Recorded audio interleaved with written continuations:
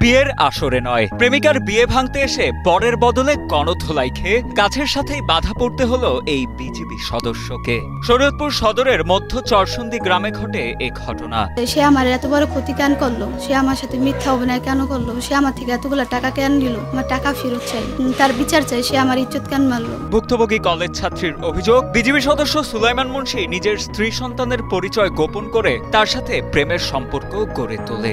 এক পর্যায়ে একান্ত মুহূর্তের ছবি তুলে ব্ল্যাকমেল শুরু করে এবং বিভিন্ন সময়ে প্রায় 1 লাখ টাকা হাতিয়ে নেয়। হে পোলাটার পর্যন্ত লম্বা লইয়া হে পোলাটারে মনে করেন ঠেট দিছে আর মানে যে দূর মারানো কাম হে দূর হে পোলাটার কইছে। সম্প্রতি ওই ছাত্রীর অন্যত্র বিয়ে ঠিক হলে প্রেমিক সুলাইমান সেই বিয়ে ভাঙার জন্য পাত্রপক্ষকে তাদের গোপন ছবি পাঠিয়ে দেয়। এই লইয়া আমার পুলিশারিতে ওর মামাকে দোকান আছে মতন ডাক দিছে মতন আমার চা খাওয়াইছে, চা খাওয়াই আসে কইলাম বলে এই ঘটনা ভাই।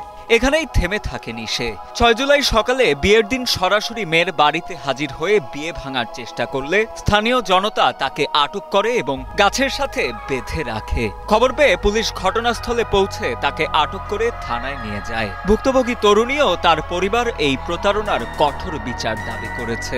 এ ঘটনায় অভিযুক্ত বিজিবি সদস্যের বিরুদ্ধে ধর্ষণ ও পর্নোগ্রাফি আইনে মামলা দায়ের করা হয়েছে।